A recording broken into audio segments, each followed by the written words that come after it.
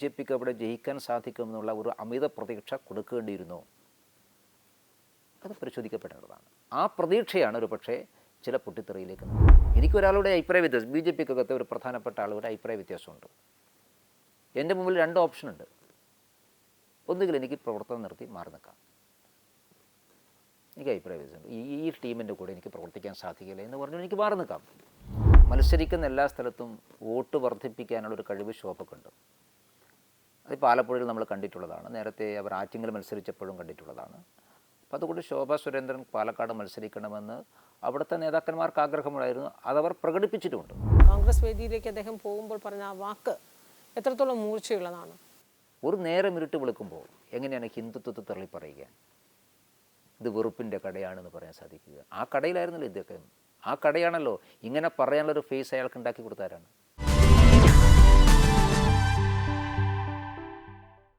നമസ്കാരം, വാക്ക് മറുവാക്കിലേക്ക് സ്വാഗതം. ലോക്സഭാ തെരഞ്ഞെടുപ്പിന് ശേഷം നടന്ന ഉപതെരഞ്ഞെടുപ്പിന്റെ ഫലത്തെ ചൊല്ലി ലാഭനഷ്ടങ്ങളുടെ കണക്കുകളിൽ കൂട്ടലിലും കിഴക്കലിലുമാണ് 3 മുന്നണികളും സംസ്ഥാനത്ത്. വാദപ്രതിവാദങ്ങളും വാഗ്വാദങ്ങളും ഇപ്പോഴും തുടരുന്നു. ഇന്ന് നമ്മോടൊപ്പം ചേരുന്നു BJP സംസ്ഥാന general secretary Shri MT Ramesh. സ്വാഗതം. നമസ്കാരം. ഈ ഉപതെരഞ്ഞെടുപ്പ് അതിൽ ഏറ്റവും നിർണായകമായത് വയനാടും ചേലക്കരയ്ക്ക് അപ്പുറം പാലക്കാട് തന്നെയാണ്. എങ്കിലും 3 ഉപതെരഞ്ഞെടുപ്പിൻ്റെയും ഫലം വിലയിരുത്തുമ്പോൾ BJP സംസ്ഥാന രാഷ്ട്രീയത്തിൽ എത്രത്തോളം നേട്ടമുണ്ടാക്കി? ഒന്ന് LDFൻ്റെ സിറ്റിംഗ് സീറ്റായിരുന്നു, മറ്റൊന്ന് UDFൻ്റെ സിറ്റിംഗ് സീറ്റായിരുന്നു, പാർലമെൻറ്റും UDFൻ്റെ സീറ്റായിരുന്നു. ഈ 3 സീറ്റുകളും അതാത് മുന്നണികൾ നിലനിർത്തി എന്നുള്ളതാണ് ഒറ്റ നോട്ടത്തിൽ റിസൾട്ടിനെ കുറിച്ച് പറയാനുള്ളത്. ഞങ്ങളെ സംബന്ധിച്ചിടത്തോളം വയനാട് പാർലമെൻറ്റ് മണ്ഡലത്തിൽ എല്ലാവർക്കും വോട്ട് കുറഞ്ഞപ്പോൾ കുറച്ച് വോട്ട് ഞങ്ങൾക്ക് കുറഞ്ഞു, അവിടെ പോളിംഗ് കുറവായിരുന്നു. പക്ഷേ LDFുമായിട്ട് കമ്പയർ ചെയ്യുമ്പോൾ BJPക്ക് കുറഞ്ഞ വോട്ടുകൾ എന്ന് പറയുന്നത് അവരുടെ അത്രയുമില്ല. അവർക്കൊരു 70,000 വോട്ട് LDFന് കുറഞ്ഞപ്പോൾ BJPക്ക് ഒരു 30,000-ൻ്റെ കുറവാണ് വന്നിട്ടുള്ളത്. 1% വ്യത്യാസമാണ് വോട്ടിംഗ് പെർസെൻറ്റേജിൽ ഞങ്ങൾക്ക് വന്നിട്ടുള്ളത്. ചേലക്കരയിൽ 2021 ഏതാണ്ട് 9,000-ലേറെ വോട്ട് അധികം പിടിക്കാൻ ഞങ്ങൾക്ക് സാധിച്ചു. 2024 പാർലമെൻറ്റ് തിരഞ്ഞെടുപ്പുമായി കമ്പയർ ചെയ്യുമ്പോൾ ഒരു 4,000 വോട്ടിൻ്റെ വർധനവ് ചേലക്കരയിലുണ്ടായി. പക്ഷേ പാലക്കാട് BJPക്ക് വോട്ട് കുറഞ്ഞു. 2021 അപേക്ഷിച്ചും 24 ഏപ്രിൽ മാസത്തെ അപേക്ഷിച്ച് ഞങ്ങൾക്ക് വോട്ട് കുറഞ്ഞു. ഈ പ്രാവശ്യം ശ്രീധരൻ സാർക്ക് കിട്ടിയ എല്ലാ വോട്ടും കൃഷ്ണകുമാറിന് കിട്ടും എന്നും നമുക്ക് ഉറപ്പ് പറയാൻ കഴിയില്ല, കാരണം സാധ്യത കുറവാണ്. പക്ഷേ 2024 പാർലമെൻറ്റ് തിരഞ്ഞെടുപ്പിൽ കിട്ടിയിട്ടുള്ള വോട്ടിലേക്ക് എത്താൻ ഞങ്ങൾക്ക് സാധിച്ചില്ല. ഒരു 4,500 വോട്ടിൻ്റെ കുറവ് വന്നിട്ടുണ്ട്. അപ്പോൾ അത് പല കാരണങ്ങളുണ്ട്. ആ കാരണങ്ങൾ എന്തൊക്കെയാണ് എന്നുള്ളതിനെക്കുറിച്ച് ഞങ്ങൾ പരിശോധിക്കുകയാണ്. എവിടെയാണ് വോട്ട് കുറഞ്ഞിട്ടുള്ളത്? ഓവറോൾ നോക്കുമ്പോൾ ഏതെങ്കിലും ഒരു പ്രത്യേക മേഖലയിൽ മാത്രം വോട്ട് കുറഞ്ഞതായിട്ട് ഞങ്ങൾ കണ്ടിട്ടില്ല. ഏതാണ്ട് എല്ലാ പ്രദേശത്തും മുനിസിപ്പാലിറ്റിയിലും പഞ്ചായത്തിലുമൊക്കെ കുറച്ച് വോട്ട് കുറഞ്ഞിട്ടുണ്ട്. അപ്പോൾ അതിനെന്തെങ്കിലും ഒരു രാഷ്ട്രീയ കാരണങ്ങളുണ്ടോ, സംഘടനാപരമായിട്ടുള്ള കാരണങ്ങളുണ്ടോ എന്നുള്ളത് പരിശോധിച്ചു കൊണ്ടിരിക്കുകയാണ്. ആ പരിശോധന പൂർത്തിയാകുമ്പോൾ മാത്രമേ അതിനെക്കുറിച്ച് പറയാൻ സാധിക്കുള്ളൂ. പ്രതീക്ഷിച്ച വിജയം പാലക്കാട് ഉണ്ടായില്ല എന്ന് പറയുന്നു. പാലക്കാട് ജില്ലാ ഘടകത്തിൽ നിന്നും തന്നെയാണല്ലോ ഇതിൻ്റെ യഥാർത്ഥ കാരണം പോലും പുറത്തു വരുന്നത്. അല്ല, അതിലൊരു പ്രശ്നമുള്ളത് ഞാൻ പറഞ്ഞല്ലോ, പാലക്കാട് നമുക്ക് BJPക്ക് ജയിക്കാൻ സാധിക്കുന്ന ഒരു മണ്ഡലമാണ്. അതിൻ്റെ അർത്ഥം 100% എളുപ്പത്തിൽ അങ്ങനെ ജയിച്ച് കയറാമെന്ന മണ്ഡലമൊന്നുമല്ല. കാരണം 2016 മെട്രോ മേനെ പോലെയുള്ള ഒരു ഹൈ പ്രൊഫൈലുള്ള കാൻഡിഡേറ്റ് വന്നിട്ട് പോലും ഷാഫി 3000 വോട്ടിന് ജയിച്ചിട്ടുള്ള മണ്ഡലമാണ്. അപ്പോൾ അതിൻ്റെ അർത്ഥം പാലക്കാട് മണ്ഡലത്തിൻ്റെ ഒരു പൊതു സ്വഭാവം ഒരു പ്രോ UDF മണ്ഡലമാണത്. 2009 ആ അസംബ്ലി മണ്ഡലം ഉണ്ടായതിന് ശേഷം ഇതേവരെ UDF അല്ലാതെ മറ്റാരും അവിടെ ജയിച്ചിട്ടുമില്ല. ഒരു ഘട്ടത്തിൽ ഷാഫിക്ക് അവിടെ 17,000-ഓളം വോട്ടിൻ്റെ ഭൂരിപക്ഷം കിട്ടിയിട്ടുള്ളൊരു മണ്ഡലം കൂടിയാണ്. അപ്പോൾ അതുകൊണ്ടൊരു UDF മണ്ഡലമാണ്. ബൈ ഇലക്ഷനിൽ പൊതുവേ BJPയെ സംബന്ധിച്ചിടത്തോളം വിജയിച്ച് കയറുക എന്നുള്ളത് എളുപ്പമായിരുന്നില്ല. പക്ഷേ അനുകൂലമായുള്ള ചില സാഹചര്യങ്ങൾ കൂടി ഉണ്ടായിരുന്നു. അതുകൂടി പ്രയോജനപ്പെടുത്തിക്കൊണ്ട് ജയിക്കാം എന്നുള്ളതാണ് ഞങ്ങളുടെ വിശ്വാസം. പക്ഷേ ആ അനുകൂലമാകേണ്ട ഘടകങ്ങളും വന്നിട്ടില്ല. അപ്പോൾ എനിക്ക് തോന്നിയിട്ടുള്ള ഒരു കാര്യം, പാലക്കാട് ഒരു അമിത വിശ്വാസമുണ്ടായിരുന്നു. അപ്പോൾ അതിന് ഘടകവിരുദ്ധമായ റിസൾട്ട് ഉണ്ടാക്കിയ സമയത്ത് ചെറിയ പൊട്ടലും ചുറ്റലും ഉണ്ടായി എന്നുള്ളത് മാത്രമേ ഉള്ളൂ. അത് കഴിഞ്ഞിപ്പോൾ കുറച്ച് ദിവസമായുള്ളൂ. ഇപ്പോൾ വസ്തുനിഷ്ഠമായിട്ടുള്ള വിലയിരുത്തൽ നടക്കുന്നുണ്ട്. ഓരോ ബൂത്തിലും എന്താണ് സംഭവിച്ചത് നമ്മൾ പരിശോധിക്കുന്നുണ്ട്. ആ പരിശോധന പൂർത്തിയാകുമ്പോൾ ഈ വലിയ ആ, വിഷയ പൊട്ടലും ചുറ്റലൊന്നും പ്രസക്തിയില്ല എന്ന് ബോധ്യമാകും. ഞങ്ങൾക്ക് ചെറിയ സെറ്റ് ബാക്ക് ഉണ്ടായിട്ടുണ്ട്. അത് ഞാൻ പറഞ്ഞല്ലോ, ഏതെങ്കിലും ഒരു സ്ഥലത്തോ ഒരു കേന്ദ്രത്തിലോ മാത്രമല്ല, മുനിസിപ്പാലിറ്റിയിലും ഉണ്ട്, പഞ്ചായത്തിലും ഉണ്ടായിട്ടുണ്ട്. അപ്പോൾ എല്ലാ സ്ഥലത്തും കുറച്ച് വോട്ടുകൾ, ഞങ്ങൾക്ക് കിട്ടേണ്ട കുറച്ച് വോട്ടുകൾ പോയിട്ടുണ്ട്. അപ്പോൾ അങ്ങനെ വരുന്ന സമയത്ത് കുറച്ച് വോട്ടുകൾ, മൊത്തം വോട്ടുകൾ കുറഞ്ഞെന്ന് മാത്രമേ ഉള്ളൂ. അപ്പോൾ ഇതിപ്പോൾ ഈ തെരഞ്ഞെടുപ്പ് കഴിഞ്ഞിട്ടുള്ള ആദ്യത്തെ 1-2 ദിവസങ്ങളിൽ ഉണ്ടാക്കിയത് ഒരു വൈകാരികമായിട്ടുള്ള പ്രതികരണമാണ്. അമിതമായിട്ടുള്ള ആത്മവിശ്വാസം ഉണ്ടായതുകൊണ്ട് ഉള്ള ഒരു പ്രതികരണം മാത്രമായിട്ട് ഞാനതിനെ കാണുന്നു. ഈ അമിതമായ ആത്മവിശ്വാസം ഉണ്ടായിരുന്നു എന്ന് പറയുമ്പോൾ യഥാർത്ഥ പ്രശ്നങ്ങളിൽ ബി.ജെ.പി. നേതൃത്വം ഫോക്കസ് ചെയ്തില്ല. പാലക്കാടുള്ള യഥാർത്ഥ വിഷയങ്ങളിൽ ഫോക്കസ് ചെയ്തില്ല. ആ അമിത ആത്മവിശ്വാസത്തിന്റെ പുറത്ത് എവിടെയൊക്കെ ഒരു അലസത ഉണ്ടായിരുന്നു എന്നാണോ പറയുന്നത്? പ്രഥമ ദൃഷ്ട്യാ നോക്കുമ്പോൾ നമുക്കങ്ങനെ മനസ്സിലാക്കാൻ സാധിക്കില്ല. കാരണം അലസതയുണ്ടെങ്കിൽ അങ്ങനെ വ്യാപകമായിട്ടുള്ള വോട്ടുകൾ ഏതെങ്കിലും ഒരു ഘടകത്തിൽ പോയിട്ടില്ല. എല്ലാ ബൂത്തിലും കുറച്ച് വോട്ടുകൾ കുറഞ്ഞു. 150 ബൂത്തുണ്ട് അവിടെ. അപ്പോൾ എല്ലാ ബൂത്തിലും ഒരു കുറച്ച് വോട്ട് കുറയുമ്പോൾ അത് മൊത്തം നോക്കുമ്പോൾ ഒരു 4,500 വോട്ടായി മാറിയെന്നുള്ളത്. ഏതെങ്കിലും ഒരു പ്രത്യേക മേഖലയിൽ ഞങ്ങൾക്ക് ശ്രദ്ധ കേന്ദ്രീകരിക്കാതെ പോയി അങ്ങനെയൊന്നും ആദ്യഘട്ടത്തിലുള്ള പരിശോധനയിൽ വന്നിട്ടില്ല. ഇനി കൂടുതൽ വിശദമായുള്ള പരിശോധനയ്ക്ക് വിധേയമാക്കേണ്ടതാണ്. ഈ ചെറിയ പൊട്ടിത്തെറികളെന്ന് പറയുമ്പോഴും അവിടെ ഉണ്ടായിരുന്ന സ്ഥാനാർത്ഥിക്കെതിരെയാണ്. ആ സ്ഥാനാർത്ഥിയെ നിശ്ചയിച്ചതിൽ അവിടെ വന്ന പാളിച്ചയാണ് എന്ന് നഗരസഭാ അധ്യക്ഷയാണ് പറയുന്നത്. ദേശീയ കൗൺസിൽ അംഗമാണ് പരസ്യമായ മാധ്യമങ്ങളോട് പറയുന്നത്. എന്തുകൊണ്ടാണ് ആ സ്ഥാനാർത്ഥിക്കെതിരെ ഇങ്ങനെ ഒരു വികാരം പാർട്ടിക്കുള്ളിൽ തന്നെ ഉണ്ടായത്? 3 സ്ഥലത്തേക്കും സ്ഥാനാർത്ഥികളെ ആലോചിച്ചപ്പോൾ സാധാരണ ഞങ്ങൾ ചെയ്യുന്നത് പോലെ അതാത് സ്ഥലങ്ങളിൽ പോയിട്ട് അഭിപ്രായം ആരാഞ്ഞിട്ടുണ്ട്. അപ്പോൾ അന്ന് അഭിപ്രായം പറയുമ്പോൾ കൃഷ്ണകുമാറിന് അനുകൂലമായിട്ടും പ്രതികൂലമായിട്ടും അഭിപ്രായം ഉണ്ടായിരുന്നു. പക്ഷേ പൊതുവായിട്ടുള്ളൊരു അഭിപ്രായം വന്നിട്ടുള്ളത് കൃഷ്ണകുമാറിൻ്റെ പേരായിരുന്നു. മറ്റു ചില പേരുകൾ കൂടി ഉണ്ടായിരുന്നു. അത് പരിശോധിച്ച് ഞങ്ങളൊരു 3-അംഗ പാനലാക്കി പാർട്ടി സെൻട്രൽ കമ്മിറ്റിക്ക് അയച്ചു. സെൻട്രൽ കമ്മിറ്റിയാണ് ഫൈനൽ തീരുമാനമെടുക്കുന്നത്. അന്ന് കൃഷ്ണകുമാറിനെ സ്ഥാനാർത്ഥിത്വത്തോട് വിയോജിപ്പുള്ള ആളുകൾ തെരഞ്ഞെടുപ്പ് കഴിഞ്ഞപ്പോൾ അത് പ്രകടിപ്പിച്ചു എന്ന് മാത്രമേ ഉള്ളൂ. ഈ കൃഷ്ണകുമാറിനെതിരെ ഉണ്ടായ ഒരു വികാരം എന്ന് പറയുന്നത് ഇത്രയേറെ ഒരു വ്യക്തി തന്നെ സ്ഥിരമായി എല്ലാ തെരഞ്ഞെടുപ്പുകളിൽ മത്സരിക്കണമോ എന്ന ചോദ്യമാണ് പിന്നീട് വോട്ട് ചോദിക്കാൻ പോയപ്പോൾ ഞങ്ങളോട് പോലും പറഞ്ഞു എന്നാണ് നഗരസഭാ അധ്യക്ഷ പറയുന്നത്. അല്ല, അങ്ങനെ തെരഞ്ഞെടുപ്പ് കഴിഞ്ഞതിന് ശേഷമാണല്ലോ ആ കാര്യങ്ങളൊക്കെ വരുന്നത്. തെരഞ്ഞെടുപ്പിന് മുമ്പ് ഇതാരും പറഞ്ഞിട്ടില്ലല്ലോ. തെരഞ്ഞെടുപ്പിൻ്റെ സ്ഥാനാർത്ഥി നിർണയ സമയത്ത് ആളുകളുടെ അഭിപ്രായം ചോദിച്ച സമയത്ത് ആ അഭിപ്രായത്തിൽ കൂടുതൽ ആളുകൾ പറഞ്ഞത് കൃഷ്ണകുമാറിൻ്റെ പേരാണ്. അങ്ങനെയാണ് കൃഷ്ണകുമാറിൻ്റെ പേര് ലിസ്റ്റിൽ വന്നിട്ടുള്ളത്. തെരഞ്ഞെടുപ്പ് പ്രവർത്തനം നടക്കുന്ന സമയത്തും ഇതാരും ചൂണ്ടിക്കാണിച്ചിട്ടൊന്നുമില്ല. ഇപ്പോൾ തെരഞ്ഞെടുപ്പിന് ശേഷമാണല്ലോ പറയുന്നത്. അതിപ്പോൾ സ്വാഭാവികമായിട്ടും അങ്ങനെ എന്തെങ്കിലും വികാരം അവിടെ ഉണ്ടായിരുന്നോ എന്ന് പരിശോധിക്കേണ്ടതാണ്. പിന്നെ ഈ പറയും പോലെ കൃഷ്ണകുമാർ എല്ലാ തെരഞ്ഞെടുപ്പിലും മത്സരിച്ചു എന്ന അഭിപ്രായമൊന്നും എനിക്കില്ല. കൃഷ്ണകുമാർ 2 അസംബ്ലി തെരഞ്ഞെടുപ്പിലും 2 പാർലമെൻറ്റ് തെരഞ്ഞെടുപ്പിലാണ് മത്സരിച്ചത്. പിന്നെ കൗൺസിൽ സ്ഥാനത്തേക്ക് മത്സരിച്ചിട്ടുണ്ട്. അതും പാലക്കാട് മണ്ഡലത്തിൽ അയാൾ ആദ്യമായിട്ട് മത്സരിക്കുകയാണ്. പാലക്കാട് അസംബ്ലി മണ്ഡലത്തിൽ കൃഷ്ണകുമാറിൻ്റെ ആദ്യത്തെ മത്സരമാണ്. ഇതിനൊരിക്കലും പാലക്കാട് അസംബ്ലി മണ്ഡലത്തിൽ അയാൾ മത്സരിച്ചിട്ടില്ല. അദ്ദേഹം മലമ്പുഴയാണ് മത്സരിച്ചത്. അപ്പോൾ അതുകൊണ്ട് 100% ആ വാദത്തോടൊന്നും എനിക്ക് യോജിപ്പില്ല. പക്ഷേ ഏതെങ്കിലും തരത്തിൽ അസ്വാരസ്യം ആരെങ്കിലും രേഖപ്പെടുത്തിയിരുന്നോ എന്നുള്ളത് പരിശോധിക്കേണ്ടതാണ്. എന്തുകൊണ്ടാണ് അങ്ങനെ ഈ പാലക്കാട് മാത്രം റിസൾട്ട് വന്നപ്പോൾ ആ സ്ഥാനാർത്ഥിയെ വളഞ്ഞിട്ട് ആക്രമിക്കുന്നു നഗരസഭ? അങ്ങനെ ഒരു സാഹചര്യത്തിൽ ഉണ്ടാകേണ്ട ഒരു കാരണം എന്തായിരിക്കും? പരാജയപ്പെടുമ്പോൾ സ്വാഭാവികമായിട്ടും ആരെങ്കിലും ആക്രമിക്കാൻ ഉണ്ടാവണമല്ലോ. ജയിച്ചിരുന്നുവെങ്കിൽ സാഹചര്യം തിരിച്ചാകുമായിരുന്നു. അപ്പം അതുകൊണ്ടാണ് ഞാൻ പറഞ്ഞത്, അതൊരു ജയിക്കുമെന്ന് 100% ഒരു വിശ്വാസം അവിടെ പ്രവർത്തനത്തിൻ്റെ അടിസ്ഥാനത്തിലും വന്നിട്ടുണ്ടായിരുന്നു എന്ന് എനിക്ക് സംശയമുണ്ട്. പിന്നെ പാർട്ടി നേതാക്കന്മാരെല്ലാം അമിത പ്രതീക്ഷ കൊടുത്തിരുന്നു.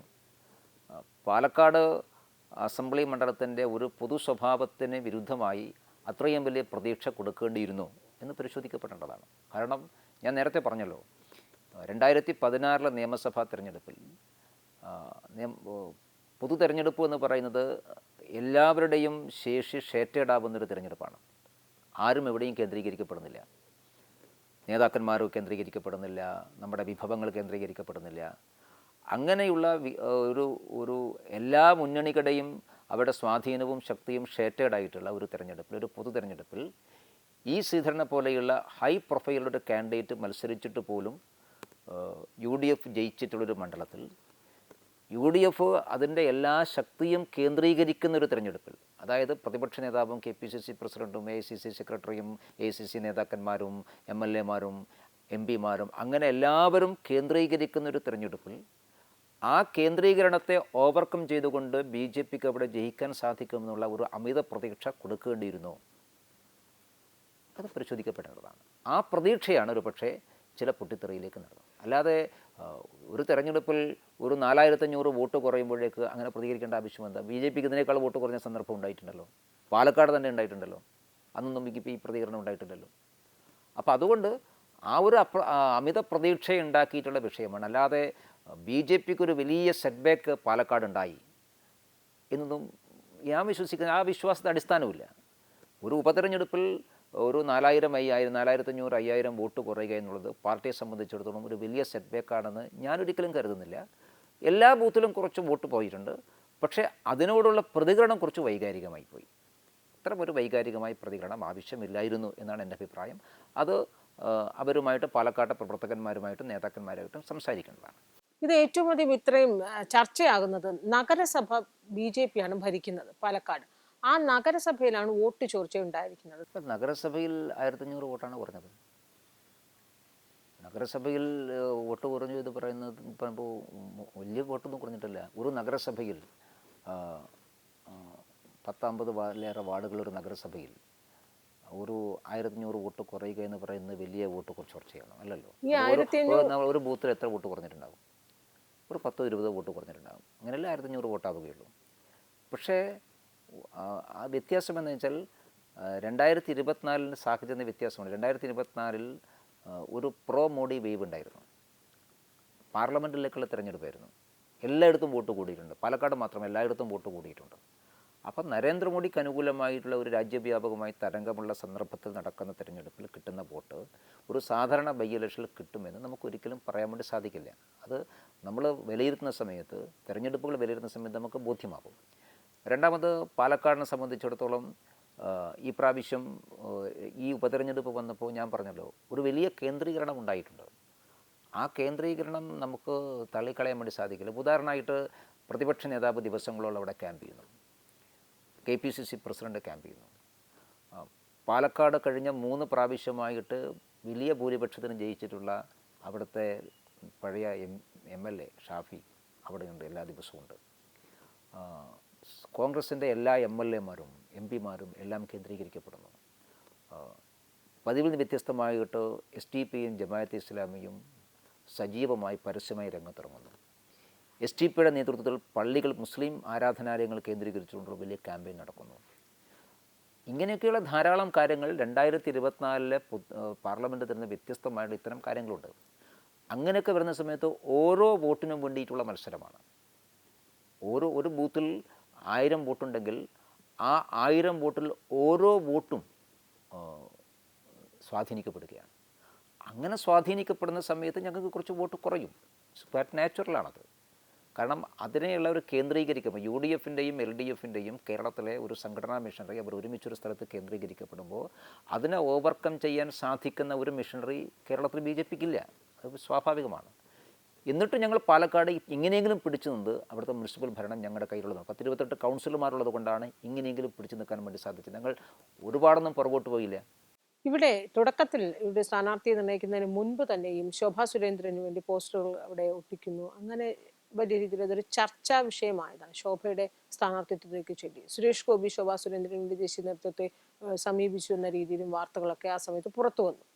ശോഭാ സുരേന്ദ്രന്റെ സ്ഥാനാർത്ഥിത്വം മാറിയതോ അല്ലെങ്കിൽ അങ്ങനെ ഏതെങ്കിലുമൊക്കെ ഒരു തടസ്സം പിന്നീട് അങ്ങോട്ട് പാലക്കാട് ഉണ്ടായി എന്ന് കരുതുന്നുണ്ടോ? അല്ല, പുറത്തു വന്ന വാർത്തകളുടെ നിജസ്ഥിതി എന്താണെന്ന് എനിക്കറിയില്ല. നടന്ന കാര്യങ്ങൾ ഞാൻ പറയാം. പാലക്കാട് ശോഭാ സുരേന്ദ്രൻ്റെ പേരുണ്ടായിരുന്നു. ശോഭ മത്സരിക്കണമെന്ന് പാലക്കാട് കുറേ വലിയൊരു വിഭാഗം ആൾക്കാർ മനസ്സിലുണ്ടായിരുന്നു. മറ്റൊന്നുമല്ല, കാരണം ശോഭ മത്സരിക്കുന്ന എല്ലാ സ്ഥലത്തും വോട്ട് വർദ്ധിപ്പിക്കാനുള്ളൊരു കഴിവ് ശോഭക്കുണ്ട്. അതിപ്പോൾ ആലപ്പുഴയിൽ നമ്മൾ കണ്ടിട്ടുള്ളതാണ്. നേരത്തെ അവർ ആറ്റിങ്ങൽ മത്സരിച്ചപ്പോഴും കണ്ടിട്ടുള്ളതാണ്. അപ്പോൾ അതിൻ്റെ ഒരു പശ്ചാത്തലത്തിൽ ശോഭ നേരത്തെ പാലക്കാട് മത്സരിച്ചിട്ടുമുണ്ടായിരുന്നു. 2016 ശോഭയായിരുന്നു ഇവിടെ കാൻഡിഡേറ്റ്. അപ്പോൾ അതുകൊണ്ട് ശോഭാ സുരേന്ദ്രൻ പാലക്കാട് മത്സരിക്കണമെന്ന് അവിടുത്തെ നേതാക്കന്മാർക്ക് ആഗ്രഹമുണ്ടായിരുന്നു. അതവർ പ്രകടിപ്പിച്ചിട്ടുമുണ്ട്. അവിടെ അഭിപ്രായം പറയാൻ വേണ്ടി പോയ സമയത്ത് ശോഭയുടെ പേരുണ്ടായിരുന്നു. 3 പേരല്ല, 6-7 പേരുകൾ പാലക്കാട് ആളുകൾ പറഞ്ഞിട്ടുണ്ടായിരുന്നു. അങ്ങനെ ഷോർട്ട് ലിസ്റ്റ് ചെയ്തപ്പോഴും പാലക്കാട് നിന്ന് ശോഭയുടെ പേരുണ്ടായിരുന്നു. പക്ഷേ ശോഭ എടുത്തിട്ടുള്ള നിലപാട് അതിൽ പ്രധാനമായിരുന്നു. കാരണം പാലക്കാടേക്ക് മത്സരിക്കാനുള്ള ഒരു വിമുഖത ശോഭ നേതൃത്വത്തെ അറിയിച്ചിട്ടുണ്ട് എന്നാണ് ഞാൻ മനസ്സിലാക്കുന്നത്. കാരണം മറ്റൊന്നുമല്ല, ആലപ്പുഴ കേന്ദ്രീകരിച്ചുകൊണ്ട് പ്രവർത്തിക്കണം.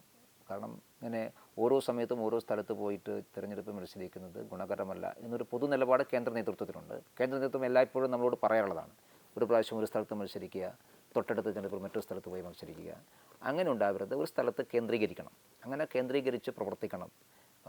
2, 3, 4 തിരഞ്ഞെടുപ്പിൽ തോറ്റാലും തുടർച്ചയായിട്ട് അവിടെ തന്നെ മത്സരിക്കണം എന്നുള്ളതാണ് പാർട്ടിയുടെ ഒരു പൊതു നിലപാട്. അപ്പോൾ കേരളത്തിൽ അതിന് ഏറ്റവും നല്ല മാതൃക രാജേട്ടൻ തന്നെയാണ്. രാജേട്ടൻ ഒരേ സ്ഥലത്ത് തന്നെ കേന്ദ്രീകരിച്ച് പരാജയപ്പെട്ടിട്ടും അവിടെ തന്നെ കേന്ദ്രീകരിച്ചുകൊണ്ടാണ് ജയിച്ചത്. അപ്പോൾ അതുകൊണ്ട് ആ ഒരു പൊതുധാരണയുള്ളത് കൊണ്ട് ആലപ്പുഴ വിട്ടുപോകാൻ തൽക്കാലം ഉദ്ദേശിക്കുന്നില്ല എന്നാണ് നേതൃത്വത്തെ ശോഭ അറിയിച്ചത്. അപ്പോൾ അതുകൊണ്ട് സ്വാഭാവികമായിട്ടും കേന്ദ്ര നേതൃത്വത്തിന് മുമ്പിൽ ആ പരിഗണന കൂടെ വന്നിട്ടുണ്ടാകും. അപ്പോൾ ശോഭ സ്ഥാനാർത്ഥിയാകാത്ത സന്ദർഭത്തിൽ ആകണമെന്ന് ആഗ്രഹിക്കുന്ന ആളുകൾക്ക് കുറച്ച് വിഷമങ്ങൾ ഉണ്ടാക്കുക സ്വാഭാവികമാണല്ലോ. നമ്മളിപ്പോൾ ഒരാളെ ആഗ്രഹിച്ചു, അവർ വന്നില്ല, അതൊക്കെ ആദ്യഘട്ടത്തിലുണ്ടായിരുന്നു. പക്ഷേ അതൊക്കെ കാര്യങ്ങൾ ബോധ്യപ്പെട്ടതോടുകൂടി അതൊക്കെ മാറിയതാണ്. എല്ലാവരും സജീവമായിട്ട് തിരഞ്ഞെടുപ്പ് പ്രചരണത്തിലുണ്ട്. അവിടുത്തെ പ്രധാനപ്പെട്ട ഒരു നേതാവും തിരഞ്ഞെടുപ്പിൻ്റെ പ്രവർത്തനം മാറി നിന്നിട്ടില്ല. തെരഞ്ഞെടുപ്പ് ഫലം വന്നതിന് തൊട്ടു പിന്നാലെ എന്തുകൊണ്ടാണ് കെ സുരേന്ദ്രൻ പദവി ഒഴിയുന്നു, കേന്ദ്ര നേതൃത്വത്തോട് രാജ്യസന്നദ്ധത അറിയിച്ചു എന്ന രീതിയിലുള്ള അഭ്യൂഹങ്ങളൊക്കെ പരന്നതും വലിയ രീതിയിലൊന്ന് ചർച്ചയാവുകയും ചെയ്തിരുന്നല്ലോ ആ ദിവസങ്ങളിൽ? അഭ്യൂഹങ്ങൾ മാധ്യമങ്ങൾ കൊടുത്ത അഭ്യൂഹമല്ലേ. ഒന്നതിൽ BJPയുടെ ഒരു പൊതു സമീപനം എന്താണ് എന്നുള്ളതിനെക്കുറിച്ച് അറിയാത്തതുകൊണ്ടാണ്. ഏതെങ്കിലും തിരഞ്ഞെടുപ്പിൻ്റെ തോൽവിയും വിജയവുമല്ല പാർട്ടി പ്രസിഡൻറ്റിൻ്റെ നിശ്ചയിക്കുന്നത്. ഒരു ബൈ ഇലക്ഷനിൽ തോറ്റാൽ സംസ്ഥാന പ്രസിഡന്റ് എങ്ങനെയാണ് മാറുക? സംസ്ഥാന പ്രസിഡൻ്റാണോ ബൈ ഇലക്ഷൻ ഉത്തരവാദി? അങ്ങനെ പറയാൻ സാധിക്കുക? മാത്രമല്ല, ഞങ്ങളുടെ സിറ്റിംഗ് സീറ്റ് പോയതൊന്നുമില്ലല്ലോ. പരാജയമുണ്ടാകുമ്പോൾ ടീമിൻ്റെ പരാജയമാണ്, വിജയമുണ്ടാകുമ്പോൾ ടീമിൻ്റെ വിജയമാണ്. ആ ടീമിനകത്തുള്ള ആൾക്കാരുടെ ഇൻവോൾവ്മെൻ്റ് അനുസരിച്ച് ഏറ്റക്കുറച്ചിലൊക്കെ ഉണ്ടാവാം. അധ്യക്ഷൻ എന്ന നിലയിൽ ഒരു ധാർമ്മിക ഉത്തരവാദിത്തം തനിക്കുണ്ട് എന്ന് അദ്ദേഹം പറഞ്ഞിട്ടുണ്ട്. അതൊരു സാമാന്യ മര്യാദ. പാർട്ടി കേരളത്തിലുണ്ടാകുന്ന എല്ലാ പരാജയങ്ങൾക്കും എല്ലാ വിജയങ്ങൾക്കും പ്രാഥമികമായ ഉത്തരവാദി സംസ്ഥാന പ്രസിഡൻ്റാണ് എന്ന് പറയുന്നത് ഒരു സാമാന്യ മര്യാദയല്ലേ. അതിൻ്റെ അർത്ഥം പ്രസിഡൻ്റാണ് ഉത്തരവാദി എന്നുള്ളതല്ലല്ലോ. അപ്പോൾ എന്തുകൊണ്ടാണ് പ്രതീക്ഷിച്ച വോട്ട് കിട്ടിയില്ല? ഞാൻ പരാജയം എന്ന പദം ഉപയോഗിക്കുന്നില്ല. ഞങ്ങൾ പരാജയപ്പെട്ടിട്ടില്ല. പരാജയപ്പെടണമെങ്കിൽ ഞങ്ങൾ എപ്പോഴെങ്കിലും വിജയിക്കണമായിരുന്നു. വിജയിക്കാത്ത ഒരാളെങ്ങനെ പരാജയപ്പെടുക? സംസ്ഥാന അധ്യക്ഷൻ കെ സുരേന്ദ്രൻ, അദ്ദേഹം ഇപ്പോൾ 5 വർഷം പൂർത്തിയാവുകയാണ്. അദ്ദേഹത്തിന് ഒരു ടേം കൊടുക്കുമോ, അദ്ദേഹം തന്നെ തുടരുമോ എന്ന പല ചോദ്യങ്ങളും പല കോണുകളിൽ നിന്ന് ഉയർന്നുകൊണ്ടേയിരിക്കുന്ന ഒരു സമയമാണ്. അതിന് തീരുമാനം എടുക്കുന്നത് കേരളത്തിലല്ലോ, പാർട്ടി കേന്ദ്ര നേതൃത്വമല്ലേ. സുരേന്ദ്രൻ തുടരണമോ, വീണ്ടും അദ്ദേഹം പ്രസിഡൻ്റ് ആകണമോ, അതോ മറ്റാരെങ്കിലും ആകണമോ, ഇതൊക്കെ തീരുമാനിക്കുന്നത് പാർട്ടി കേന്ദ്ര നേതൃത്വമാണ്. അതിൽ കേരളത്തിൽ ഉള്ള പാർട്ടി ഘടകങ്ങൾക്കോ പാർട്ടി നേതാക്കന്മാർക്കോ അതിൽ വലിയ റോളൊന്നുമില്ല. ഇപ്പം ഞങ്ങളെ സംബന്ധിച്ച് ഞങ്ങൾക്കുള്ള റോള് ജില്ലാ തലം വരെയുള്ള തെരഞ്ഞെടുപ്പ് പൂർത്തീകരിക്കലാണ്. ഇപ്പോൾ നിലവിലെ പ്രസിഡന്റ് മാറിയാൽ അടുത്ത ആ സ്ഥാനത്തേക്ക് ആര് എന്ന ചോദ്യത്തിന് ശക്തമായൊരു നിര സംസ്ഥാന നേതൃത്വത്തിലുണ്ടോ? കേരളത്തിൽ നേതാക്കന്മാർക്ക് എന്താ ക്ഷാമം? ഒരു ക്ഷാമമില്ലല്ലോ. കേരളത്തിൽ സംസ്ഥാന തലത്തിൽ പ്രവർത്തിക്കുന്ന ധാരാളം ആളുകളുണ്ട്. നേരത്തെ പ്രസിഡന്റ് പദവി വഹിച്ചവരുണ്ട്, പാർട്ടി അതല്ലാത്ത ആൾക്കാരുണ്ട്. അപ്പോൾ നേതൃക്ഷാമമൊന്നും കേരളത്തെ സംബന്ധിച്ചിടത്തോളം ഇല്ല. ഒരുപാട് നേതാക്കന്മാരുണ്ടെന്ന് പറഞ്ഞാൽ സംസ്ഥാന അധ്യക്ഷനാകാൻ പറ്റുന്ന ധാരാളം ആളുകൾ കേരളത്തിലുണ്ട്. അപ്പോൾ അതിൽ പാർട്ടി കേന്ദ്ര നേതൃത്വം ആലോചിച്ചിട്ട് ഒരാളെ തീരുമാനിക്കും. ഒരാളെ തീരുമാനിച്ചു കഴിഞ്ഞാൽ അതിൻ്റെ നടപടിക്രമങ്ങൾ പൂർത്തീകരിക്കും. ഇനി ആര് എന്ന ചോദ്യത്തിന് പല ശക്തരും പ്രബലരുമായ പലരുടെ പേരുകളുണ്ട്. അതിൽ ശോഭാ സുരേന്ദ്രൻ ഉണ്ട്, വി മുരളീധരൻ ഉണ്ട്, MT രമേശ് ഉണ്ട്, അങ്ങനെ പല നേതാക്കളുടെ പേരുമുണ്ട്. ഈ പറഞ്ഞ പേരുകളൊക്കെ ഉണ്ടല്ലോ, നിങ്ങൾ തന്നെ പറഞ്ഞല്ലോ കുറേ പേരുകൾ. അതുമാത്രമല്ല, അതിന് മുമ്പുള്ളവരുണ്ട്. PK കൃഷ്ണദാസ് ഉണ്ട്, വി മുരളീധരൻ ഉണ്ട്, കുമ്മനം രാജശേഖരനുണ്ട്. ഇവർക്കൊക്കെ പ്രസിഡന്റുമാരാകാൻ പറ്റുന്ന ആളുകളാണ്. ഇനി അവർക്കും പ്രസിഡന്റുമാരാവാം, നിങ്ങൾ പറഞ്ഞ പേരുകാർക്കാവാം. പ്രസിഡന്റ് ആരാ എന്നുള്ളതിന് മാത്രമല്ല, തെരഞ്ഞെടുപ്പിന് പാർട്ടിയെ തയ്യാറാക്കുന്നത് ഒരു ടീമാണ്. ആ ടീമിൽ ഇവരെല്ലാവരും ഉണ്ട്. ആ ടീമിൻ്റെ അകത്ത് ആരെങ്കിലും ഒരാൾ പ്രസിഡൻ്റാകും, അത്രയേ ഉള്ളൂ. ആര് പ്രസിഡൻ്റായാലും ഈ പറഞ്ഞ പേരുകളൊക്കെ ഉൾപ്പെടെയുള്ള പാർട്ടിയുടെ സംസ്ഥാന തലത്തിൽ പ്രവർത്തിക്കുന്ന ടീമുണ്ട്. ആ ടീം തന്നെയാണ് തെരഞ്ഞെടുപ്പിന് പാർട്ടിയെ സജ്ജമാക്കുക. അതിന് സ്വാഭാവികമായൊരു പ്രസിഡന്റ് ഓറിയൻറ്റഡ് പാർട്ടി ആയതുകൊണ്ട് ലീഡ് ചെയ്യാൻ ഒരാൾ വേണം. അതാണ് പ്രസിഡന്റ്. ഒരാൾ പ്രസിഡൻ്റായി കഴിഞ്ഞാൽ എല്ലാം അയാളെ ആശ്രയിച്ചുകൊണ്ട് മുമ്പോട്ട് പോകുന്നൊരു പാർട്ടിയല്ല BJP. BJPയുടെ സംഘടനാ രീതി എന്ന് പറയുന്നത് പ്രസിഡന്റ് പ്രിസൈഡ്, പാർട്ടി ഡിസൈഡ് എന്നാണ്. അങ്ങനെയാണ് BJPയുടെ സംഘടനാ രീതി.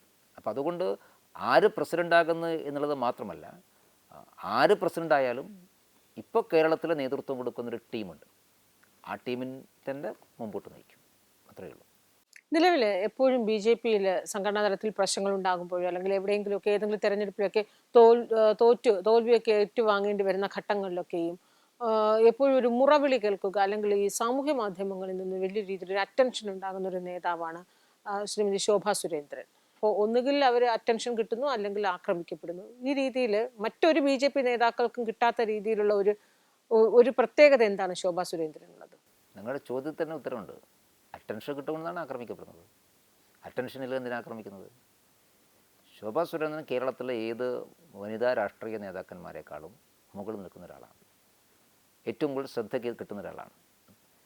അപ്പോൾ അതുകൊണ്ട് അങ്ങനെ ശ്രദ്ധ കിട്ടുന്നത് കൊണ്ടാണ് ആക്രമിക്കപ്പെടുന്നത്. ആരും ശ്രദ്ധിക്കുന്നില്ല, ആരും ആക്രമിക്കില്ലല്ലോ. അതുകൊണ്ടാണ്. ശോഭാ സുരേന്ദ്രൻ നല്ല കഴിവുള്ള കപ്പാസിറ്റിയുള്ള നേതാവാണ്. അങ്ങനെ ഉള്ള മഹിളാ നേതാക്കന്മാർ കേരളത്തിൽ വളരെ അപൂർവമല്ലേ. ഞാൻ ബി ജെ പിയുടെ മാത്രമല്ല പറയുന്നത്, സി പി എം നോക്കിയാലും കോൺഗ്രസ് നോക്കിയാലും അങ്ങനെയുള്ള മഹിളാ നേതാക്കന്മാർ വളരെ വളരെ അപൂർവമാണ്. അപ്പം അതുകൊണ്ട് ബി ജെ പിയിൽ അങ്ങനെ ഒരു മഹിളാ നേതാവുള്ളത് ഇഷ്ടപ്പെടാത്ത ധാരാളം ആളുകളുണ്ട്. പിന്നെ എന്ത് കാര്യവും വെട്ടി തുറന്ന് പറയുന്ന ഒരാളാണ്. അപ്പം അതിൻ്റെ എതിർപ്പുണ്ടാവും. അപ്പോൾ ആ എതിർപ്പ് ശോഭക്ക് കേരളീയ സമൂഹത്തിൽ കിട്ടുന്ന ഒരു അറ്റൻഷനുണ്ട്. കേരളീയ സമൂഹം ശോഭക്ക് കൽപ്പിക്കുന്ന ഒരു പരിഗണനയുണ്ട്.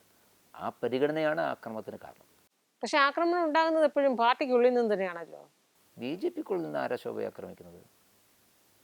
അതൊക്കെ ഉണ്ടാക്കുന്നല്ലേ. അങ്ങനെ അഭിപ്രായം ശോഭക്ക് പോലും ഇല്ലല്ലോ. പാർട്ടിയല്ലേ ശോഭയെ വളർത്തി കൊണ്ടുവന്നിട്ടുള്ളത്. ബി ജെ പിക്കകത്ത് ആർക്കും വ്യക്തിപരമായിട്ട് വളരാൻ സാധിക്കില്ല. ബി ജെ പിക്കകത്ത് ആര് വളർന്നാലും പാർട്ടി സംവിധാനമാണ് ഒരാളെ വളർത്തിക്കൊണ്ടുവരുന്നത്. അല്ലാതെ സ്വന്തം കഴിവ് കൊണ്ട് വളരാൻ സാധിക്കില്ല. പ്രധാനമന്ത്രി പോലും പറഞ്ഞിട്ടുണ്ടല്ലോ. പ്രധാനമന്ത്രി ആദ്യവും അവസാനവും പാർട്ടി പ്രവർത്തകനായില്ലേ. പാർട്ടി പ്രവർത്തകനായതുകൊണ്ട് മാത്രമേ വളരാൻ സാധിക്കുള്ളൂ. ശോഭ ബി ജെ പിയുടെ സംസ്ഥാന ജനറൽ സെക്രട്ടറി ആയിരുന്നു. പാർട്ടിയല്ലേ അവരെ പോസ്റ്റ് ഏൽപ്പിച്ചത്. ശോഭക്ക് മത്സരിക്കാൻ മണ്ഡലങ്ങൾ കൊടുത്തു, ഏറ്റവും നല്ല മണ്ഡലങ്ങൾ കൊടുത്തു, പാർട്ടിയിലേ കൊടുത്തിട്ടുള്ളത്. അവരെ പാർട്ടി നാഷണൽ എക്സിക്യൂട്ടീവിലേക്ക് കൊടുത്തു, പാർട്ടിയല്ലേ എടുത്തിട്ടുള്ളത്. പിന്നെ എങ്ങനെയാണ്? പാർട്ടിയാണ് ഈ പരിഗണന കൊടുക്കുന്നത്. പാർട്ടിയുടെ മേൽവിലാസമല്ലേ, ആ മേൽവിലാസത്തിലൂടെയല്ലേ കേരളം ശോഭയെ അറിഞ്ഞിട്ടുള്ളത്. അല്ലാതെ എങ്ങനെ അറിയാൻ? അപ്പോൾ അതുകൊണ്ട് എല്ലാവരും, ഞാൻ ശോഭയുടെ കാര്യം മാത്രമല്ല, ബി ജെ പിക്കകത്തുള്ള എല്ലാവരും, ഞാനായാലും മറ്റൊരാളായാലും, സമൂഹത്തിന് മുമ്പാകെ നമ്മൾ പാർട്ടി മേൽവിലാസത്തിലാണ് അറിയപ്പെടുന്നത്. പാർട്ടി മേൽവിലാസമില്ലെങ്കിൽ നമ്മൾ വെറും വ്യക്തികൾ മാത്രമാണ്. അപ്പം അതുകൊണ്ട് പാർട്ടി ശോഭയ്ക്കെതിരായിട്ട് എന്തെങ്കിലും ചെയ്തു എന്ന് പറയുന്ന അർത്ഥമൊന്നുമില്ല. പാർട്ടിയാണ് ശോഭയെ ശോഭയാക്കിയത്. അപ്പോൾ അത് എന്നും അവരെ ചേർത്ത് പിടിച്ചിട്ടേ ഉള്ളൂ. അവർക്ക് പ്രയാസങ്ങളും പ്രതിസന്ധികളുള്ള സമയത്തൊക്കെ ചേർത്ത് പിടിച്ചിട്ടേ ഉള്ളൂ. പരസ്യമായി പല ഘട്ടങ്ങളിലൊക്കെ നിർണായക ഘട്ടങ്ങളിൽ ചില പരസ്യ വിമർശനങ്ങളും പരസ്യ പ്രതികരണങ്ങളിലും കൂടി ഒരു പക്വത ഇല്ലായ്മ എവിടെയെങ്കിലുമൊക്കെ ശോഭാ സുരേന്ദ്രൻ ഉണ്ട് എന്ന രീതിയിൽ അങ്ങനെ ഒരു വിലയിരുത്തൽ പാർട്ടിക്കുള്ളുണ്ടോ? ഇല്ല. അത് ഓരോരുത്തരെ ഈ പ്രതികരണത്തിൻ്റെ സ്വഭാവം അനുസരിച്ചാണ്. ശോഭ കുറച്ചുകൂടി വൈകാരികമായിട്ട് പ്രതികരിക്കുന്ന കൂട്ടത്തിൽപ്പെട്ടതാണ്. അങ്ങനെ പ്രതികരിക്കുന്ന ധാരാളം ആളുകളുണ്ട്. അതങ്ങനെ എടുത്താൽ മതി. നമുക്ക് ഓരോരുത്തരുടെ ക്യാരക്ടർ എന്ന് പറയുന്നത് ഓരോരുത്തരെ ഇൻബോണായിട്ടുള്ള സ്വഭാവങ്ങളുണ്ടല്ലോ. കുറച്ചുകൂടി വൈകാരികമായിട്ട് എല്ലാ വിഷയങ്ങളെയും കാണുന്ന, അത് സ്വന്തം വിഷയങ്ങൾ മാത്രമല്ല പൊതുവിഷയങ്ങളെയും അങ്ങനെയാണ് കാണുന്നത്. പൊതുവിഷയങ്ങളെയും വൈകാരികമായിട്ട് കാണുന്ന ഒരു സ്വഭാവമുള്ള വ്യക്തിയാണ് ശോഭ. അപ്പോൾ അങ്ങനെയുള്ള വ്യക്തികളുടെ പ്രതികരണം വൈകാരികമാകും. അതിനെ അങ്ങനെ ഞങ്ങൾ അങ്ങനെ എടുത്തിട്ടുള്ളൂ. ഒരിക്കലും അതൊരു എന്താ പറയുക, മറ്റേതെങ്കിലും നെഗറ്റീവായിട്ട് ഞങ്ങൾ ഒരിക്കലും അതിനെ കണ്ടിട്ടില്ല. സന്ദീപ് വാര്യർ പാർട്ടി വിട്ടു പോകുമെന്ന് നേരത്തെ അങ്ങനെ ഒരു പ്രതീക്ഷ ഉണ്ടായിരുന്നില്ലേ? ഒരു പ്രതീക്ഷ ഉണ്ടായിരുന്നില്ല. കാരണം വിട്ടുപോകേണ്ട ഒരു കാര്യം സന്ദീപിനുണ്ടായിരുന്നില്ല.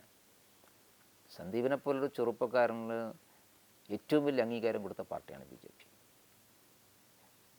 പക്ഷേ എനിക്കിപ്പോഴും അറിയില്ല എന്തിൻ്റെ പേരിലാണ് Sandeep Varier B J P രാഷ്ട്രീയത്തോട് മാത്രമല്ല, ഈ ഞങ്ങളുടെ എല്ലാം ഒരു കോർ ഐഡിയോളജിയോട് പോലും സന്ദീപ് വാര്യർ ഒന്ന് നേരം ഇരുട്ടി വെളുക്കുമ്പോൾ എങ്ങനെയാണ് അതിനോട് ഗുഡ് ബൈ പറഞ്ഞത് എനിക്കിപ്പോഴും മനസ്സിലായിട്ടില്ല. ഒരാൾക്കും അങ്ങനെ സാധിക്കില്ല. ഒരു ഐഡിയോളജിയോട് കമ്മിറ്റ്മെൻ്റ് ഉണ്ടെങ്കിൽ നമുക്ക് അത്ര എളുപ്പത്തിൽ വിട്ടുപോകാൻ സാധിക്കും. അതിൻ്റെ അർത്ഥം ആ ഐഡിയോളജിയോട് കമ്മിറ്റ്മെൻ്റ് ഇല്ലായിരുന്നു എന്നല്ലേ.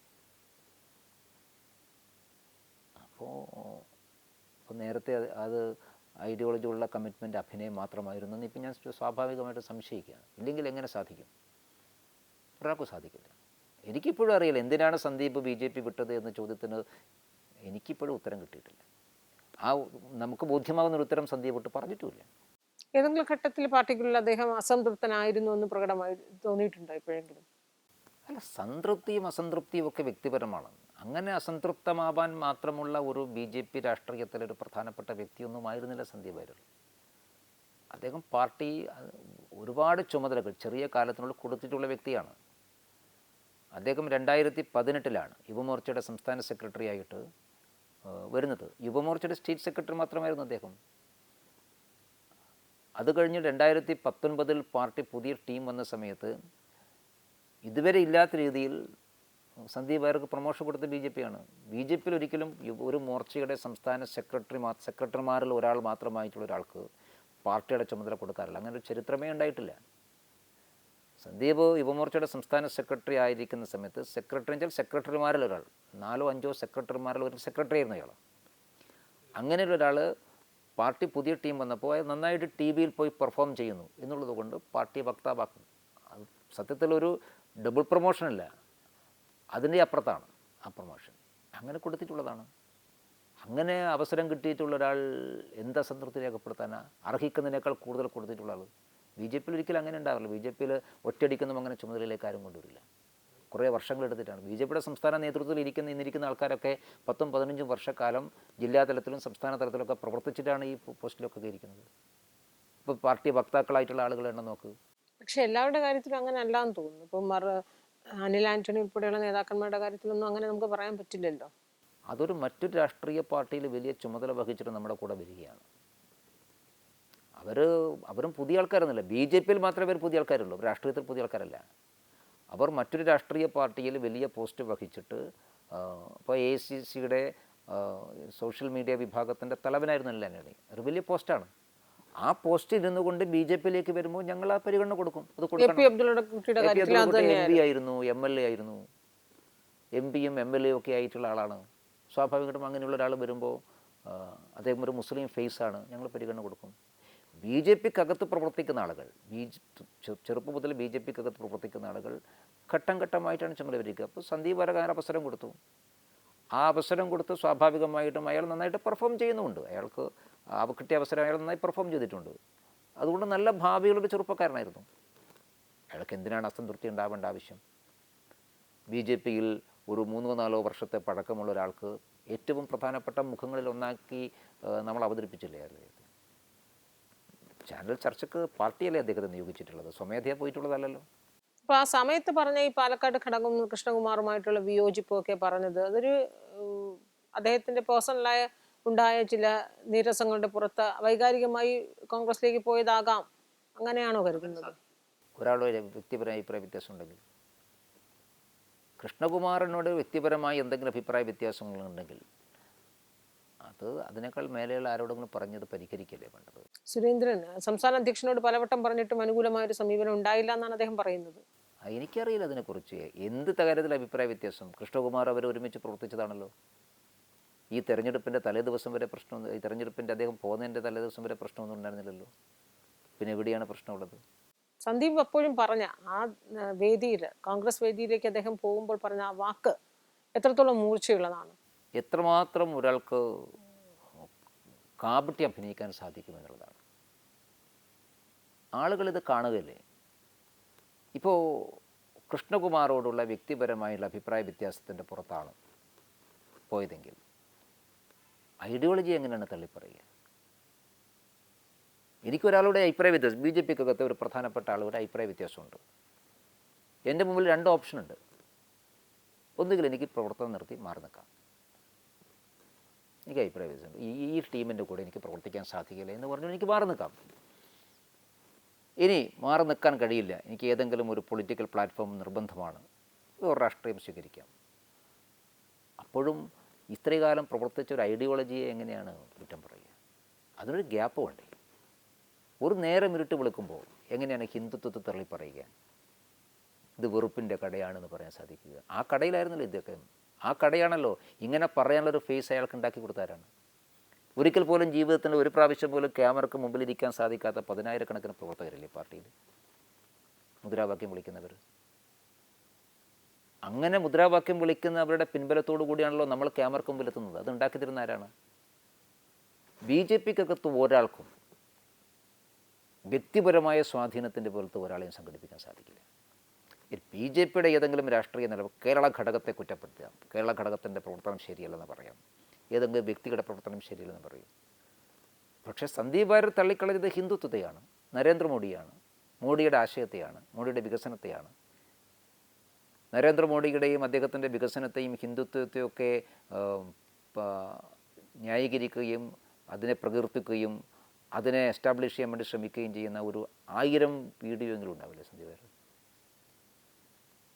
അപ്പോൾ അതിൻ്റെ അർത്ഥം അത് എല്ലാം കാപട്യമാണ്, അഭിനയമാണെന്നായിരുന്നു. അങ്ങനെ അഭിനയിക്കുന്ന ആൾക്ക് അങ്ങനെ വേറെ പ്ലാറ്റ്ഫോമിൽ പറയാൻ പറ്റുക? അപ്പോൾ ഇപ്പോഴദ്ദേഹം പറയുന്നത് മുഴുവൻ അഭിനയമല്ല എന്നുള്ളതിന് വല്ല ഉറപ്പുണ്ടോ? സന്ദീപ് പറഞ്ഞത് അദ്ദേഹത്തിന് പിന്നാലെ തനിക്ക് പിന്നാലെ പല പ്രമുഖ നേതാക്കളും കോൺഗ്രസിലേക്ക് വരുമെന്നാണ്. എനിക്കറിയില്ല. അതാ സന്ദീപ് വാര്യർ, സമീപകാലത്ത് ഉടനെ സന്ദീപ് വാര്യർക്ക് പിന്നാലെ പോകുന്ന പ്രമുഖ നേതാവ് ആരാണ്? സന്ദീപ് വാര്യർ. അപ്പോൾ സന്ദീപ് വാര്യർ അത്രയും പ്രമുഖനായ നേതാവാണ് ബി ജെ പിയിൽ? അല്ലല്ലോ. അങ്ങനെ ബി ജെ പിയിൽ നിന്ന് ആരും പോവില്ല, അങ്ങനെ പോകാൻ പറ്റില്ല. ഇതൊരു കുടുംബത്തിൻ്റെ അടിസ്ഥാനത്തിൽ പ്രവർത്തിക്കുന്ന പാർട്ടിയാണ്. നമുക്ക് ആരോടെങ്കിലും അഭിപ്രായ വ്യത്യാസങ്ങളുണ്ടെങ്കിൽ ചിലപ്പോൾ ചില ആൾക്കാർ മാറി നിൽക്കുമായിരിക്കും, അല്ലെങ്കിൽ വേറെ ഏതെങ്കിലും ഇതിനകത്ത് തന്നെ വേറെ സംഘടനകളുണ്ടല്ലോ, ഈ ആശയത്തോടു കൂടി പ്രവർത്തിക്കുന്ന ധാരാളം സംഘടനകൾ പറയില്ലേ. അല്ലാതെ ബി ജെ പി വിട്ടിട്ടുന്ന ആരും, അതൊക്കെ ആൾക്കാരുടെ ആഗ്രഹങ്ങൾ മാത്രമാണ്. ഒരാളും ഇതിൻ്റെ അടിസ്ഥാനത്തിൽ ആരും പോകാൻ പോകുന്നില്ല. ഈ പാലക്കാട് ഇപ്പോൾ പരസ്യപ്രതികരണം നടത്തിയ നേതാക്കൾ എൻ ശിവരാജ് നഗരസഭാ അധ്യക്ഷ അടക്കമുള്ളവരെയൊക്കെ, പ്രത്യേകിച്ച് എൻ ശിവരാജ് ദേശീയ കൗൺസിൽ അംഗമാണ്, അദ്ദേഹം ഇപ്പോൾ ഓക്കെ ആയോ? ഓക്കെ ആവും. കാരണം അവരൊക്കെ പാർട്ടിയുടെ ഹാർഡ് കോർ ആയിട്ടുള്ള ആളുകളാണ്. അവരൊക്കെ ഒരു പ്രയാസം ഉണ്ടാകുന്ന സമയത്തോട് അതിനോട് വൈകാരികമായി പ്രതികരിച്ചു പോയതാണ്. അവർക്കൊന്നും ഈ പ്രസ്ഥാനം വിട്ടിട്ട് ചിന്തിക്കാൻ പോലും കഴിയില്ല, അങ്ങനെയുള്ള ആളുകളൊന്നുമല്ല.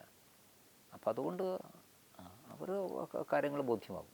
പക്ഷെ അങ്ങനെ ബോധ്യപ്പെടുത്താൻ കഴിയാതെ പോയൊരു വ്യക്തിയായിരുന്നോ വയനാട്ടിലെ മുൻ ജില്ലാ അധ്യക്ഷനായിരുന്ന KP മധു? അല്ല, അതും ഇതും തമ്മിൽ ബന്ധമൊന്നുമില്ലല്ലോ. വയനാട് വയനാട് ഒരു ജില്ലയുടെ അധ്യക്ഷനായിരുന്ന നേതാവല്ലേ? നേരത്തെ അദ്ദേഹത്തെ ചുമതല നിന്ന് മാറ്റി നിർത്തിയതാണ്. അതായത് കഴിഞ്ഞ പാർലമെൻറ്റ് തിരഞ്ഞെടുപ്പ് 2024 പാർലമെൻറ്റ് തിരഞ്ഞെടുപ്പിന് തൊട്ട് മുമ്പ് അദ്ദേഹത്തെ ജില്ലാ പ്രസിഡന്റ് സ്ഥാനത്തേക്ക് മാറ്റി നിർത്തിയതാണ്. ചില കാരണങ്ങൾ കൊണ്ട് പാർട്ടി മാറ്റി നിർത്തിയതാണ്. തിരിച്ചദ്ദേഹത്തെ ചുമതലയിലേക്കൊന്നും കൊണ്ടുവന്നിട്ടില്ല. പക്ഷേ തിരഞ്ഞെടുപ്പ് പ്രവർത്തനത്തിൽ എന്തൊക്കെ സഹകരിപ്പിച്ചിരുന്നു, അദ്ദേഹം ഉണ്ടായിരുന്നു. പ്രത്യേകിച്ച് ഇപ്പോൾ അദ്ദേഹത്തിന് പോകാൻ ഉള്ള വിഷയങ്ങളൊന്നുമില്ല, പോകുന്നുണ്ട്, അന്നേ പോകേണ്ടതായിരുന്നു. ചില സംഘടനാപരമായ കാരണങ്ങൾ കൊണ്ട് മാറ്റി നിർത്തിയിട്ടുള്ള ഒരാളാണ്. അതവിടെ എല്ലാവർക്കും അറിയാം. പിന്നെ എന്തുകൊണ്ട് മാറ്റി നിർത്തി എന്നൊന്നും അങ്ങനെ ആളുകളെ വ്യക്തിപരമായിട്ട് അധിക്ഷേപിക്കാൻ ഒരിക്കലും ബി ജെ പി തയ്യാറാവാറില്ല. തദ്ദേശ തെരഞ്ഞെടുപ്പാണ് ലക്ഷ്യമിട്ടാണ് പ്രവർത്തിക്കുന്നത്. ഏകദേശം 20ഓളം നിയമസഭാ മണ്ഡലങ്ങളാണ് BJPയുടെ കയ്യിലുള്ളത്. ആ ഒരു ആത്മവിശ്വാസം ഈ ഒരു ഉപതെരഞ്ഞെടുപ്പോടുകൂടി എവിടെയെങ്കിലുമൊക്കെ പോയിട്ടുണ്ടോ? ഒരിക്കലും ഇല്ലല്ലോ. അത് നിങ്ങൾ പാലക്കാടിന് ചുറ്റും കറങ്ങുന്നതുകൊണ്ടാണ്. ഞങ്ങളുടെ മനസ്സിൽ ചേലക്കരയാണുള്ളത്. ചേലക്കര പോലെയുള്ള ഒരു മണ്ഡലത്തിൽ 100% CPMൻ്റെ ഉറച്ച മണ്ഡലത്തിൽ ഞങ്ങൾ അവിടുത്തെ ഒരു സാധാരണക്കാരനായിട്ടുള്ള ലോ പ്രൊഫൈലായിട്ടുള്ള ഒരാളെ മത്സരിപ്പിച്ചിട്ട് വലിയ ബഹളങ്ങളൊന്നും ഉണ്ടാക്കാതെ അവിടുത്തെ തൃശ്ശൂർ ജില്ലയിലെ പ്രവർത്തകന്മാർ മാത്രം കേന്ദ്രീകരിച്ച് പ്രവർത്തിച്ചിട്ട് ചേലക്കരയിൽ 10,000 വോട്ട് വർദ്ധിപ്പിക്കാൻ ഞങ്ങൾക്ക് സാധിക്കുമെങ്കിൽ 2026 കേരളത്തിൽ അപ്രതീക്ഷിതമായ ഒരുപാട് മണ്ഡലങ്ങളിൽ BJP മുന്നേറും. അതുകൊണ്ട് ചേലക്കരയാണ് ഞങ്ങളുടെ മുമ്പിലുള്ള മാതൃക, പാലക്കാടല്ല. നിങ്ങളുടെ ഈ കോൺഫിഡൻസിനെ, നിങ്ങളുടെ ഈ മുന്നോട്ടുള്ള പോക്കിനെ നിങ്ങളെക്കാൾ നല്ലവണ്ണം വീക്ഷിക്കുന്നവരാണ് മറുഭാഗത്ത് CPM, കോൺഗ്രസ്. തീർച്ചയായിട്ടും. അതുകൊണ്ട് ഇനി 1.5 വർഷം ബാക്കി നിൽക്കുമ്പോൾ അവരുടെ തന്ത്രങ്ങളും കുതന്ത്രങ്ങളും നിങ്ങൾ പ്രതീക്ഷിക്കുന്നതിന് ഒരു പക്ഷെ അപ്പുറത്തൊക്കെ ആകാൻ സാധ്യതയുണ്ട്. അതിനെയൊക്കെ അതിജീവിച്ച് മുന്നോട്ട് പോകാനുള്ള ഒരു എത്രത്തോളം ഒരു കരുത്തും ആത്മവിശ്വാസം? അല്ല, അവരുടെ തന്ത്രം എന്ന് പറയുന്നത് അവർ കേരളത്തിൽ ജയിക്കുന്നത് ഏതെങ്കിലും രാഷ്ട്രീയ നിലപാടിൻ്റെ പേരിലല്ല. അവർ ജയിക്കുന്ന മുഴുവൻ കേരളത്തിലെ ന്യൂനപക്ഷത്തിൻ്റെ വോട്ട് ആശ്രയിച്ചുകൊണ്ടാണ്. ഏതെങ്കിലും ഒരു ന്യൂനപക്ഷത്തിൻ്റെ വോട്ട് തങ്ങൾക്ക് അനുകൂലമാക്കി നിർത്താം എന്നുള്ളതാണ് അവർ പ്രതീക്ഷിക്കുന്നത്. ആ പ്രതീക്ഷ കുറച്ചൊക്കെ ഈ പ്രാവശ്യം കുറഞ്ഞു. കേരളത്തിലെ ക്രിസ്ത്യൻ കമ്മ്യൂണിറ്റി, ക്രിസ്ത്യൻ കമ്മ്യൂണിറ്റി UDFൻ്റെ കൂടെയാണെന്നൊരു വിശ്വാസം അവർക്കുണ്ടായിരുന്നു. അതല്ല എന്ന് പാർലമെൻറ്റ് തിരഞ്ഞെടുപ്പ് തെളിയിച്ചു. ഇത് മുസ്ലിം കമ്മ്യൂണിറ്റിക്കകത്തും ഉണ്ടാകും. ഞങ്ങൾ പറയുന്ന കാര്യങ്ങൾ വസ്തുതാപരമാണ് എന്ന് മുസ്ലിം കമ്മ്യൂണിറ്റിക്ക് ഇപ്പം ചില സന്ദർഭത്തിൽ ബോധ്യമായി. ഇപ്പോൾ വഖഫിൻ്റെ വിഷയം അതാണ്. വഖഫിൻ്റെ വിഷയം മതപരമാക്കി മാറ്റാനാണ് ഇവർ പരിശ്രമിച്ചത്. വഖഫിൻ്റെ വിഷയം മതപരമല്ല. ഈ മുസ്ലിം ക്രിസ്ത്യൻ മൈനോറിറ്റിയുടെ ബലത്തിലാണ് LDFും UDFും അങ്ങോട്ടും ഇങ്ങോട്ടും ഭരണം മാറി മാറി കളിക്കുന്നത്. ആ ഇക്വേഷൻ കേരളത്തിൽ മാറും. അതുകൊണ്ട് UDFിനെയും LDFിനെയും ഞാൻ കുറച്ച് കാണുന്നൊന്നുമില്ല. പക്ഷേ അതിനെയും ഓവർകം ചെയ്യാൻ സാധിക്കുന്ന പരിശ്രമം ഞങ്ങൾ നടത്തും. പരിശ്രമം എന്ന് പറയുന്നത് ജനങ്ങളെ കൂടെ നിർത്തിക്കൊണ്ടാണ്, ജനങ്ങളെ ബോധ്യപ്പെടുത്തിക്കൊണ്ടാണ്. ഒരു രാഷ്ട്രീയ പാർട്ടി തിരഞ്ഞെടുപ്പ് വിജയത്തിൻ്റെ പരിശ്രമത്തിൻ്റെ ഏറ്റവും പ്രധാനപ്പെട്ട ഘടകം നമുക്ക് ജനങ്ങളെ എങ്ങനെയാണ് നമ്മുടെ കൂടെ നിർത്താൻ സാധിക്കുക എന്നുള്ളതാണ്. ജനങ്ങളുടെ കൂടെ നിർത്തണമെങ്കിൽ നമ്മുടെ നിലപാടുകൾ ജനങ്ങൾക്ക് കൂടി വിശ്വാസമുള്ള നിലപാടുകളാണ്. അപ്പോൾ ജനങ്ങൾക്ക് കൂടെ മുമ്പിൽ കുറച്ചുകൂടി വിശ്വാസ്യത തെളിയിച്ചുകൊണ്ട് നമ്മൾ പറയുന്ന കാര്യങ്ങൾ അവരെ ബോധ്യപ്പെടുത്താൻ പരിശ്രമിച്ചുകൊണ്ട് ജനങ്ങളെ കൂടെ നിർത്തി LDFിനും UDFിനെയും ഈ രാഷ്ട്രീയ നീക്കങ്ങൾ അതിജീവിക്കാൻ സാധിക്കും എന്നുള്ള വിശ്വാസമാണ് എന്നെ സംബന്ധിച്ചിടത്തോളം ഉള്ളത്. എന്തായാലും എല്ലാ ആശംസകളും. ഇത്രയും സമയം വാക്കും മറുവാക്കുമായി സഹകരിച്ചതിന് നന്ദി. സന്തോഷം. Thank you.